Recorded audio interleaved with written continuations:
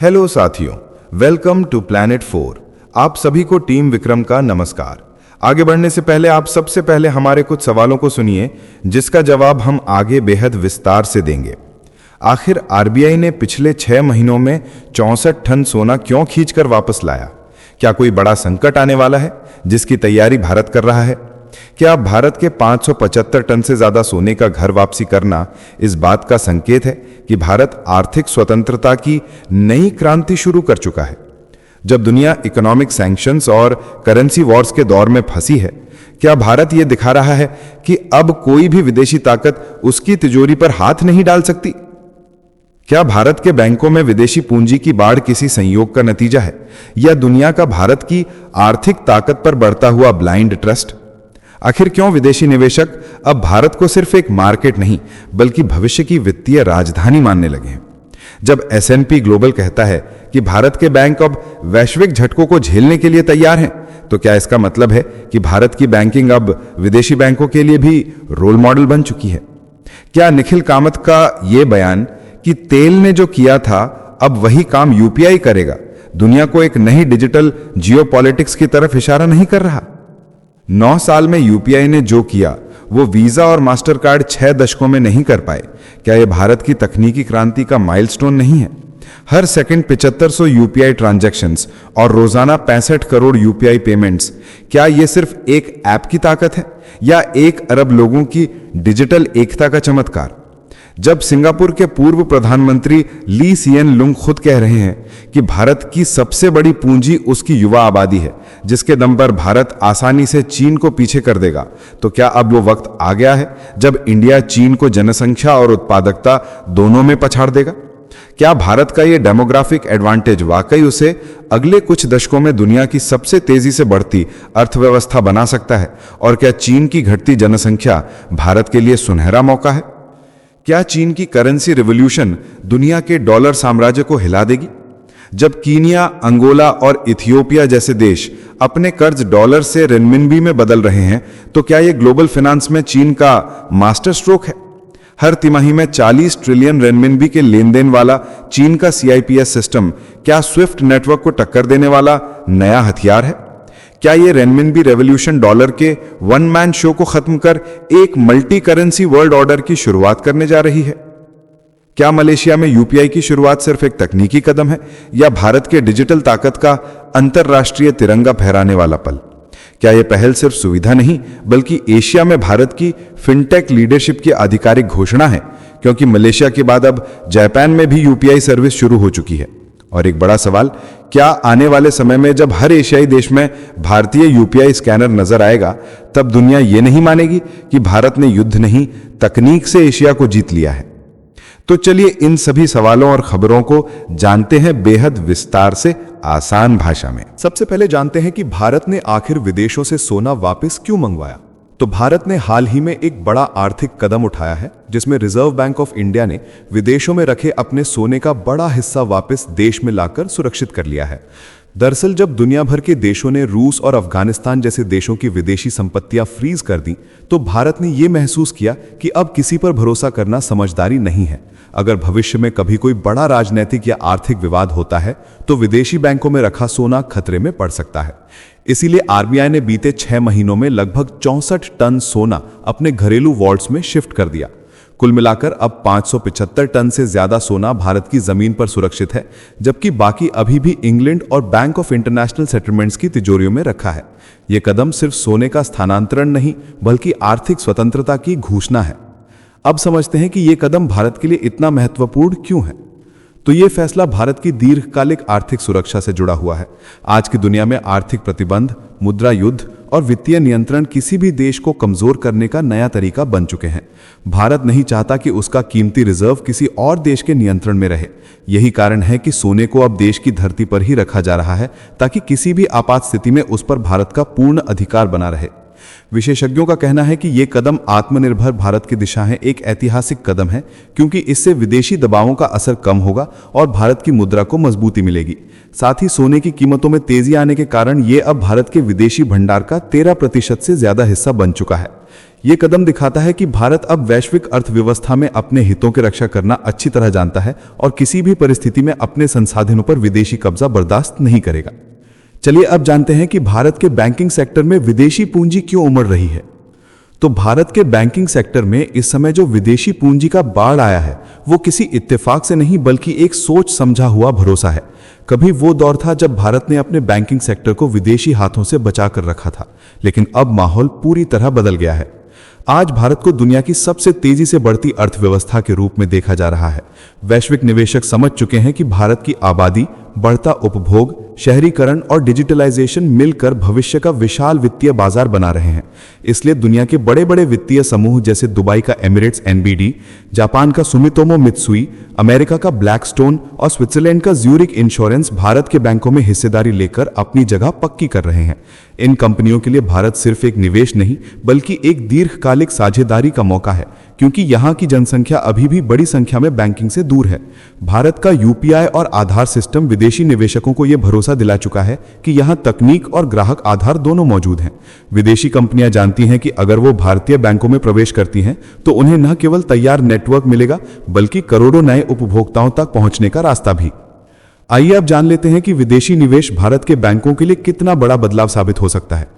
तो अब जो विदेशी पूंजी भारतीय बैंकों में आ रही है वो सिर्फ धन नहीं बल्कि अनुभव, प्रबंधन क्षमता और अंतर्राष्ट्रीय मानकों की प्रतिस्पर्धा भी साथ लेकर आ रही है। पहले भारत के बैंक एनपीए और कर्ज के बोझ से दबे से, पर अब उनका ढांचा साफ, मजबूत और पारदर्शी बन चुका है। एस&पी ग्लोबल के रिपोर्ट के अनुसार भारतीय बैंक अब वैश्विक झटकों को झेलने के लिए पूरी तरह सक्षम है। इस समय जो पूंजी आ रही है वो छोटे और मझोले बैंकों को नई ताकत देगी ताकि वो ग्रामीण और अर्ध शहरी भारत तक पहुंच सकें। सरकार भी सार्वजनिक बैंकों में विदेशी निवेश सीमा बढ़ाने की सोच रही है, जिससे ये बैंक पूंजी संकट से बाहर आ सके और विश्व स्तरीय संस्थान बन सकें।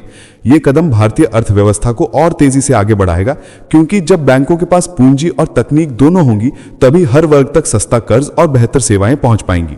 साथियों, आगे बढ़ने से पहले आप सभी को बता दूं कि अगर आप देश, दुनिया, डिफेंस और इकोनॉमी की 100 से ज्यादा खबरें एक साथ एक ही जगह पर एक ही समय में फटाफट रोज देखना चाहते हैं तो कृपया हमारे साथ जीत सील्स चैनल पर जुड़िए, जहां हम रोज शाम 9 बजे आपके लिए दुनिया की तमाम सारी खबरें एक साथ लेकर आते हैं। जीत सील्स चैनल का लिंक आपको नीचे डिस्क्रिप्शन या कॉमेंट बॉक्स में मिल जाएगा। आइए अब समझते हैं कि निखिल कामत ने आखिर किस सोच के साथ यूपीआई को भारत की नई सॉफ्ट पावर बताया। तो निखिल कामत ने अपनी पोस्ट में जो बात कही उसका मतलब सिर्फ डिजिटल पेमेंट की तारीफ नहीं था, बल्कि एक बड़ी रणनीतिक सोच थी। उन्होंने कहा कि जिस तरह कभी तेल ने पूरी दुनिया की राजनीति और सत्ता समीकरणों को बदला था, वैसे ही अब पेमेंट टेक्नोलॉजी भविष्य की जियोपॉलिटिक्स को तय करेगी। यूपीआई यानी यूनिफाइड पेमेंट्स इंटरफेस भारत की वो देन है जिसने आम लोगों के मोबाइल को बैंक बना दिया, और आज वही तकनीक भारत की नई शक्ति बनकर उभर रही है। निखिल का कहना था कि जब बाकी देश भारत के सिस्टम को अपनाएंगे तो वो न केवल आर्थिक रूप से भारत से जुड़ेंगे बल्कि भारत की टेक्नोलॉजिकल निर्भरता भी बढ़ेगी। इससे भारत को अंतर्राष्ट्रीय स्तर पर एक सॉफ्ट पावर के रूप में पहचान मिलेगी, यानी भारत बिना युद्ध किए, बिना दबाव डाले, सिर्फ अपनी तकनीक के जरिए दुनिया को प्रभावित करेगा। यही असली कूटनीति है जिसे कामत डिजिटल डिप्लोमेसी कह रहे हैं। अब जान लेते हैं कि यूपीआई ने कैसे दुनिया की पुरानी पेमेंट व्यवस्था को पीछे छोड़ दिया। तो यूपीआई की ताकत का अंदाजा इसी से लगाया जा सकता है कि भारत का यह सिस्टम सिर्फ 9 सालों में वो हासिल कर गया जो वीजा और मास्टरकार्ड 6 दशकों में नहीं कर पाए। आज यूपीआई हर सेकंड 7,500 ट्रांजैक्शन हैंडल करता है और रोजाना 65 करोड़ से ज्यादा पेमेंट्स करता है। यह आंकड़ा किसी भी देश के लिए अविश्वसनीय है, लेकिन भारत ने इसे हकीकत बना दिया है। यही वजह है कि अब UPI Bhutan, France, Mauritius, Nepal, Singapore, Sri Lanka, Japan, Malaysia, संयुक्त अरब अमीरात और कतर जैसे देशों में आधिकारिक रूप से स्वीकार किया जा चुका है। जब कोई भारतीय अब विदेश जाता है तो वही यूपीआई स्कैन करके पेमेंट कर सकता है। अंतर्राष्ट्रीय मुद्रा कोष ने भी इसे दुनिया का सबसे सफल पेमेंट मॉडल कहा है। अब सोचिए, जब पूरी दुनिया भारत के सिस्टम से जुड़ेगी तो भारत की आर्थिक और राजनीतिक पकड़ दोनों मजबूत होंगी। यह सिर्फ एक ऐप नहीं बल्कि भारत की तकनीकी क्रांति का प्रतीक बन चुका है, जो आने वाले समय में भारत को डिजिटल विश्वगुरु बना देगा। अब सुनिए कि भारत की युवा ताकत किस तरह उसे चीन से आगे ले जा सकती है। तो सिंगापुर के पूर्व प्रधानमंत्री ली सियन लुंग ने हाल ही में कहा कि भारत की सबसे बड़ी पूंजी उसकी युवा आबादी है, जो उसे आने वाले वर्षों में चीन से आगे पहुंचा सकती है। उनका मानना है कि भारत की जनसंख्या बहुत बड़ी संख्या में काम करने योग्य आयु वर्ग में है, जो उत्पादन, नवाचार और तकनीक में अद्भुत ऊर्जा लाती है। जब किसी देश में युवा जनसंख्या अधिक होती है तो वहां खपत भी बढ़ती है, शिक्षा और रोजगार के अवसरों की मांग भी बढ़ती है, जिससे निवेश का प्रवाह तेज होता है। भारत इसी दिशा में बढ़ रहा है, जहां हर क्षेत्र, technology, infrastructure, digital payment, startup में एक नई लहर दिखाई दे रही है। ली ने कहा कि चीन की जनसंख्या अब गिरावट की ओर है और वहां की आर्थिक गति पर उसका असर दिखने लगा है, जबकि भारत में जनसंख्या अभी अपने स्वर्णकाल में है।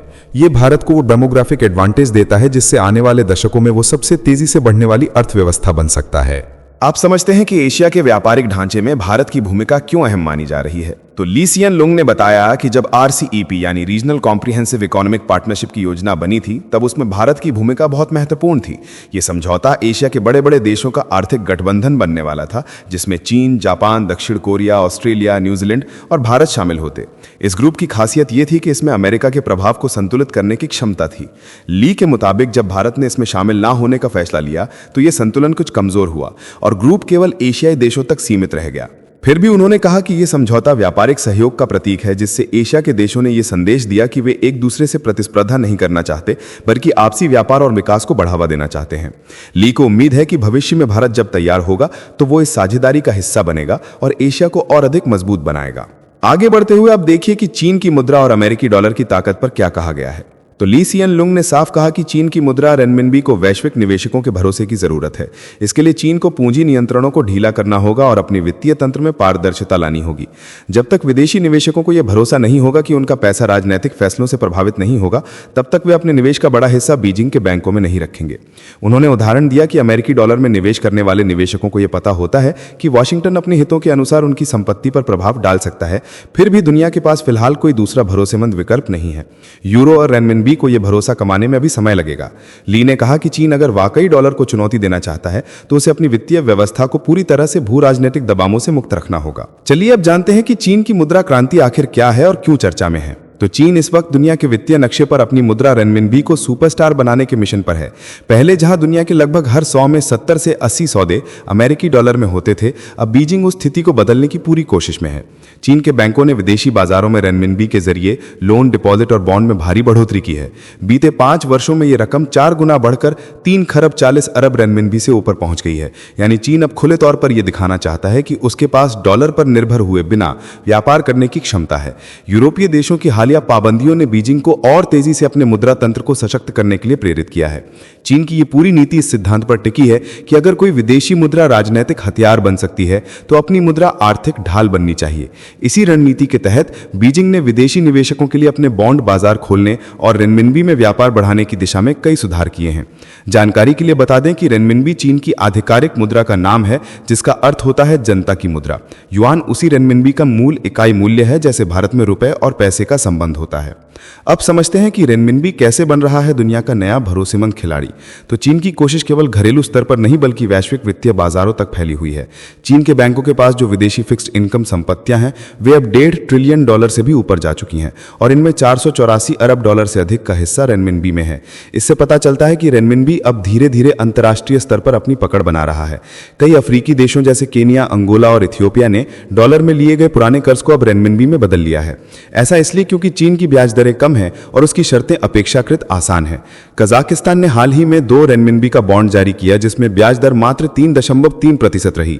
यह दिखाता है कि चीन अपनी मुद्रा को सस्ते और सुरक्षित विकल्प के रूप में पेश कर रहा है। इसी के साथ दुनिया के व्यापार वित्त में रेनमिनबी की हिस्सेदारी अब 7.6% तक पहुंच गई है, जो 3 वर्षों में 4 गुना बढ़ोतरी है। यह दर्शाता है कि व्यापारिक लेन देन में अब डॉलर को चुनौती देने वाली यह मुद्रा मजबूती से अपनी जगह बना रही है। आइए अब जान लेते हैं कि चीन अपने सिस्टम और तकनीक से दुनिया को कैसे जोड़ रहा है। तो बीजिंग के सबसे बड़ा हथियार उसका cross border payment system CIPS है, जो अब हर तिमाही में 40 खरब रेनमिनबी से अधिक का लेन देन संभालता है। यह सिस्टम पश्चिमी देशों के स्विफ्ट नेटवर्क का एक वैकल्पिक रूप बन गया है। इससे चीन को अपने साझेदार देशों के साथ सीधे मुद्रा लेन देन की सुविधा मिली है, यानी अब किसी तीसरे देश की मुद्रा की जरूरत नहीं रहती। इसके साथ ही चीन ने हांगकांग को रेनमिनबी ट्रेडिंग और बॉन्ड मार्केट का वैश्विक केंद्र बना दिया है। यहां विदेशी निवेशकों को अब चीन के बॉन्ड में निवेश और रेनमिनबी आधारित लोन की सुविधा दी जा रही है। जिससे विदेशी पूंजी धीरे धीरे बीजिंग के आर्थिक तंत्र में प्रवाहित हो रही है। ये पूरी नीति इस सोच को आगे बढ़ा रही है कि आर्थिक शक्ति तभी स्थायी होगी जब उसका वित्तीय ढांचा आत्मनिर्भर होगा। आइए अब आगे बढ़ते हुए अब देखिए कि ये कदम चीन को भविष्य में किस ऊंचाई तक ले जा सकता है। तो चीन ने अपने बॉन्ड कनेक्ट प्रोग्राम को और विस्तार दिया है ताकि हांगकांग और मुख्य भूमि चीन के निवेशकों के बीच पूंजी प्रवाह सुचारू हो सके। ये नीति विदेशी मुद्रा बाजार में रेनमिनबी की तरलता बढ़ा रही है। विशेषज्ञों का कहना है कि चीन का लक्ष्य डॉलर को हटाना नहीं बल्कि अपनी मुद्रा को समानांतर शक्ति के रूप में स्थापित करना है। बीजिंग की योजनाएं धीरे चल रही हैं, लेकिन बेहद सोच समझकर। हर कदम ऐसा रखा जा रहा है जो आगे चलकर उसकी मुद्रा को स्थिर और भरोसेमंद बना दे। अब अंतर्राष्ट्रीय व्यापार और निवेश के क्षेत्र में रेनमिनबी की भूमिका पहले से कहीं अधिक दिखाई दे रही है। बीजिंग के इस सुनियोजित अभियान ने एक नई वैश्विक व्यवस्था की नींव रख दी है, जहां कई मुद्राओं का प्रभाव संतुलित रहेगा और चीन इस बहुमुद्रा विश्व के केंद्र में होगा। ये बदलाव आने वाले वर्षों में डॉलर की एकाधिकार स्थिति को कमजोर कर सकता है और आर्थिक इतिहास में रेनमिनबी को नई पहचान दिला सकता है। चलिए अब जानते हैं कि मलेशिया में यूपीआई की शुरुआत क्यों ऐतिहासिक मानी जा रही है। तो भारत की यूनिफाइड पेमेंट्स इंटरफेस यानी यूपीआई, जो अब तक सिर्फ भारत में डिजिटल लेन देन की रीढ़ बन चुकी थी, अब मलेशिया की धरती पर भी अपनी उपस्थिति दर्ज करा चुकी है। यह सिर्फ तकनीकी कदम नहीं बल्कि भारत की डिजिटल शक्ति का वैश्विक विस्तार है। रेजर पे की मलेशियाई इकाई करलेक ने national payments corporation of India की अंतर्राष्ट्रीय शाखा NIPL के साथ मिलकर यह कदम उठाया है। इससे मलेशिया घूमने वाले लाखों भारतीय सैलानियों को अब ना तो विदेशी मुद्रा बदलवाने की परेशानी होगी और ना ही इंटरनेशनल कार्ड की चिंता करनी पड़ेगी। वे अपने ही यूपीआई ऐप के जरिए तुरंत और सुरक्षित भुगतान कर सकेंगे। यह पहल ग्लोबल फिनटेक फेस्ट में हुई और इसे एशिया की सबसे बड़ी डिजिटल उपलब्धियों में गिना जा रहा है। दरअसल भारत ने दिखा दिया है कि फिनटेक नवाचार केवल पश्चिम की देन नहीं बल्कि भारत इस क्षेत्र में नेतृत्व कर सकता है। यूपीआई को मलेशिया में शुरू करना इस बात का सबूत है कि भारत का डिजिटल आत्मविश्वास अब वैश्विक स्तर पर अपनी जगह बना चुका है। अब समझते हैं कि इसका फायदा भारतीय यात्रियों और मलेशियाई व्यापारियों को कैसे मिलेगा। तो इस नए सिस्टम से भारतीय सैलानियों के लिए यात्रा बेहद आसान और तनाव मुक्त हो जाएगी। जब कोई भारतीय पर्यटक मलेशिया में किसी होटल, रेस्टोरेंट या दुकान में जाएगा तो वो अपने यूपीआई ऐप जैसे फोन पे, गूगल पे या पेटीएम से ही भुगतान कर पाएगा, ठीक वैसे ही जैसे भारत में करता है। भुगतान की राशि मलेशियाई रिंगिट में ही व्यापारी को मिलेगी, जिससे दोनों पक्षों को किसी एक्सचेंज या बैंक चार्ज की जरूरत नहीं होगी। इसका सीधा फायदा छोटे व्यापारियों और पर्यटकों दोनों को मिलेगा। वहीं रेजर पे के सह संस्थापक शशांक कुमार ने कहा कि यह कदम केवल पेमेंट को आसान बनाने का नहीं बल्कि सीमाओं को तोड़ने का प्रतीक है। अब एशिया में एक नई डिजिटल क्रांति शुरू हो चुकी है, जिसमें भारत अग्रणी भूमिका निभा रहा है। अभी कुछ दिन पहले ही यही यूपीआई सर्विस जापान में भी शुरू हुई है। यूपीआई के जरिए भारत ने दिखा दिया कि जब नवाचार और समावेशिता साथ चलते हैं तब असंभव भी संभव हो जाता है। इस वीडियो में फिलहाल इतना ही। जल्द मिलते हैं एक और नई अपडेट के साथ। आप हमें नीचे कमेंट में बताएं कि क्या आपको टीम विक्रम की वीडियोस पसंद आ रही हैं। आप अपने सुझाव भी लिख सकते हैं। जाने से पहले वीडियो को लाइक करके चैनल को सब्सक्राइब कर लें। धन्यवाद।